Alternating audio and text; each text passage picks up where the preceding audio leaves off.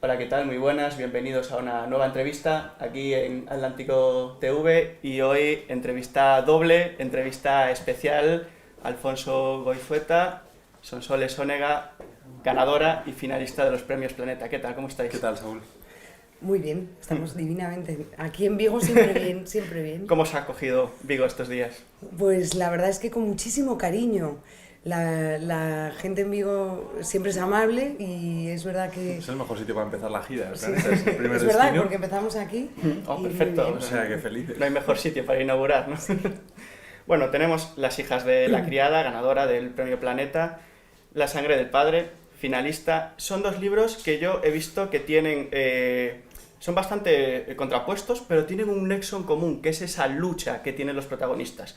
Sonsoles, en tu caso, esa lucha más íntima, más delicada, ¿no? de las protagonistas femeninas, ¿no? Como pueden ser Doña Inés, Catalina. Bueno, cuéntanos un poco. Sí, sí, es verdad que son personajes que luchan, que realmente, salvo el lector, no saben por qué están luchando, pero hay algo de incomodidad íntima en todas ellas que les hace durante toda la novela estar luchando por buscar algo supremo como es la verdad. Además es una novela de amores y desamores que en sí mismo también es una lucha, ¿no? Sí, El claro. que busca permanentemente sentirse querido, abrazado, acariciado en un momento dado. Son personajes muy necesitados de afecto y de cariño y todo eso está en esta novela.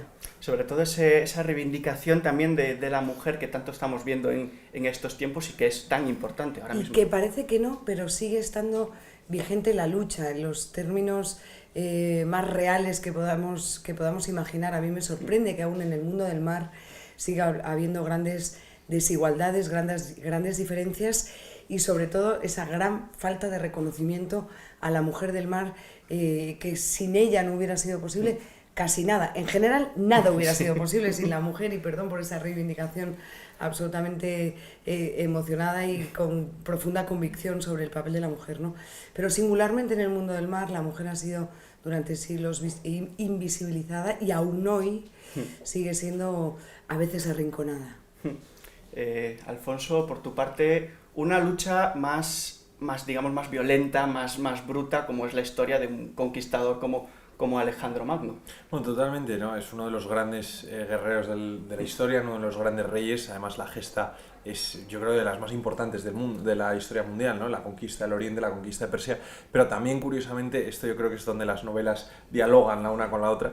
Es una guerra muy íntima la que también tiene Alejandro, ¿no? Porque es una guerra contra sí mismo. El crecimiento personal de este personaje, la superación que lleva a cabo, a mí es lo que me fascinaba, es lo que me llevaba a escribir. De alguna forma, en la novela, el viaje es la propia metáfora de la vida de Alejandro, ¿no? De cómo él se va descubriendo a sí mismo y va luchando también con el mayor enemigo que tiene, que es él mismo.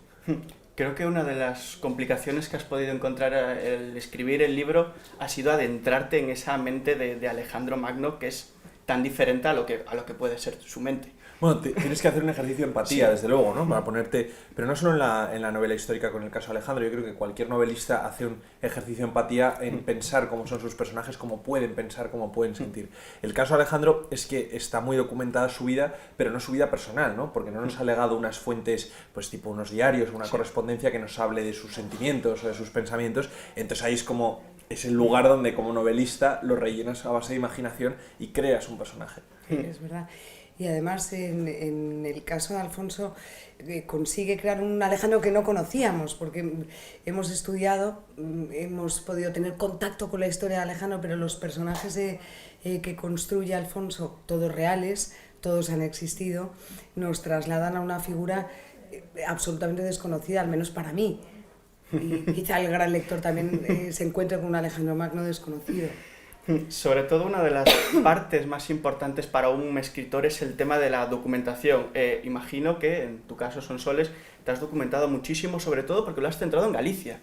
Bueno, me he tenido que documentar con el compromiso de hacer de construir una novela que sea absolutamente verosímil. Lo primero, que ese yo creo que es el gran compromiso de mi literatura, con la verosimilitud de los acontecimientos, de los sucesos, y luego rigurosa porque, en fin, o sea, una novela en Galicia, sobre la industria de la conserva, algo que me preocupaba, y ahí entra mi yo periodístico, que se autoobliga a hacer una novela muy rigurosa en cuanto a los hechos. Todo lo demás es ficción. Por ejemplo, el caprichazo narrativo que me doy de crear una escuela de mujeres dentro de una fábrica, pues hombre, alguien me ha preguntado si realmente existió alguna, y yo digo que no he encontrado referencia, pero ¿por qué no? Una escuela de mujeres, cuando eran las mujeres las que poblaban y pueblan las fábricas, ¿no? Pues esos pequeños ingredientes que tú incorporas, absolutamente ficticios, pero que te ayudan a construir lo que quieres contar. En el caso de Alfonso, claro, una novela sobre un personaje en el siglo IV a.C. Es mi gran obsesión, todo el rato me pregunto, pero a ver, Alfonso, ¿tú dónde has leído todo esto? ¿Dónde? Y bueno, él que es muy además curioso tiene que una aunque formación... sean del siglo IV a.C., hay muchas cosas en común en las novelas, ¿no? Y esta lucha del poder es una de ellas, la superación que tienen los personajes de Sonsoles, pues también es un poco la superación que tienen los míos, que al final es que las novelas lo que tratan, estas y cualquiera, es los grandes temas humanos, y la verdad que en Sonsoles los saca muy a relucir y saca unos personajes que están en carne viva y sientes con ellos. Claro, y además ríete tú de las familias, porque Las hijas de la criada habla de la familia de los Valdés. Pero cuidado con la familia de Alejandro, cuidado con esa madre que quería dirigir los designios del hijo, ¿no? O sea que efectivamente, como dice Alfonso, los grandes temas de la humanidad que llevan plasmándose en la literatura desde que el hombre escribe, siguen estando vigentes de alguna manera, ¿no? Y aún hoy seguro que están vigentes. Oye, Fernando Fernández Tapias, esa familia, esas pasiones, esas lealtades, las herencias, son temas históricos que nunca terminan de caducar, sobre todo cuando los mira, los crea uno distinto al que lo está viviendo, ¿no? En este caso, los novelistas. Sí, lo que comentábamos antes, un ejercicio de documentación, en su caso Alfonso, de empatía y también de pasión, ¿no? Porque eres un apasionado del mundo antiguo, bueno, entonces... Totalmente, la pasión es lo que te tiene que mover, pero la pasión no solo por el tema del mundo antiguo en general, que también, sino la pasión por escribir, ¿no? Yo esto me hermana mucho con Sonsoles, cuando tienes una necesidad de contar una historia, es que no te la puedes quitar de la cabeza, ¿no? Y llega un punto en el que la historia tiene dominio sobre ti, sobre tu vida, y vives para escribirla, y hasta que no te la has sacado de dentro, la historia no te deja en paz. Entonces, pues es un poco con lo que convivimos los escritores. Bueno, esa es la pulsión de la creación, que no sabes bien cómo brota, ¿A qué responde? a qué responde, si viene en el ADN de quién, porque luego empiezas a buscar yo por qué tengo esta necesidad que a veces atosigante, contra la que te puedes enfadar tú misma contigo mismo en los momentos de máxima intimidad. Pero que en eso sí que coincidimos. Él, claro, tiene 24 años, yo tengo 45, que no somos ni siquiera iguales generacionalmente, ¿no? Pero me gusta compartir, o que compartamos esta cosa de tú por qué escribes, y no hay respuesta más allá de algo parecido a la vocación, a la llamada de no se sabe qué, que te hacen en un momento dado dependiente de la historia, de eso, de tu cabeza, también un poco esclavo de tu cabeza, ¿eh? Sí. Es un punto de partida, digamos, para luego crear historias como esta. Sí, totalmente. Bueno, es que si no hubiera ese punto de partida, a nadie en su sano juicio se le ocurre empezar a escribir, ¿no? O sea, escribir es duro, es esclavo, es placentero si lo sientes como un placer, es terapéutico si es una necesidad que sacias, pero escribir es muy duro, y el mundo editorial es muy duro, y los procelosos caminos de la edición de libros son a veces inescrutables. Alfonso ha entrado en el mundo de la literatura por una puerta enorme, que es la del Premio Planeta, y eso es una maravilla, que él sabe que es un hombre inteligente, aprovechar esa oportunidad, ¿no? Pero nadie en su sano juicio, si no lo siente dentro, escribiría, porque ¿para qué? Sí, sobre todo muy joven, 24 años, Alfonso. Te queda todavía mucho camino por delante y ya has entrado por la puerta grande. Bueno, yo quiero pensar que El planeta no es el final del camino, sino que es el comienzo, ¿no? Y la verdad que ha sido muy insólito, muy sorprendente. Jamás hubiera pensado que mi primera novela de madurez, por llamarla así, de publicación tradicional, se habría publicado siendo finalista del Planeta. Entonces, pues es un enorme espaldarazo a una carrera literaria que es mi pasión, mi vocación, y que espero poder continuar. Bueno, para finalizar, yo siempre me gustaría hacer una reflexión con vosotros en este tema de la literatura, y es que en estos tiempos que corren, que se dice que los jóvenes están leyendo menos, que se tiran más al mundo audiovisual, ¿Qué pensáis vosotros? ¿Crees que la lectura está muriendo en los jóvenes? Que al contrario, que una lectura sosegada, que es buen placentera para el joven, no sé qué.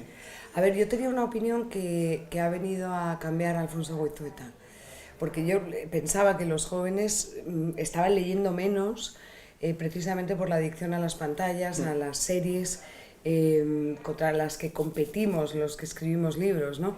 Y Alfonso me dice que no, que los jóvenes están leyendo más, que se acercan a los libros con la misma pasión que nosotros, y entonces yo pongo un punto en la boca, porque el que conoce a los de su todos generación... son matices, pero sí que es verdad que los jóvenes devoran las grandes sagas, pues las sagas que había de Percy Jackson, de Harry Potter, en la literatura juvenil se destila muchísimo. Sí que es verdad que ya cuando entras en una franja de edad un poco mayor, pues yo creo que es un problema de atención, ¿no? Que es en lo que estamos con las redes sociales, dificulta muchísimo que te sientes a leer un libro porque requiere de un ejercicio de concentración, ¿no? De sana concentración.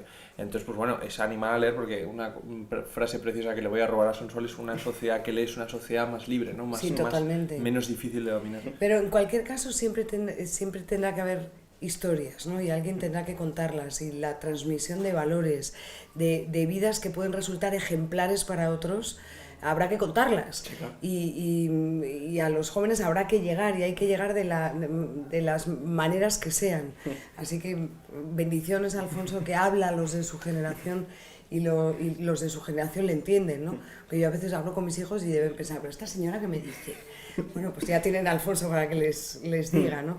Que reconozcan el placer de la lectura. Sí, aparte en este mundo convulso, ¿no? Donde todo es instantáneo, todo es rápido, yo creo que un momento de placer, de darse un capricho delante de un libro. Pero hay que ser consciente cuando coges el libro de una cosa: aparta el teléfono. Sí, exacto. Porque también somos conscientes de lo que hace el famoso scroll de las redes sociales.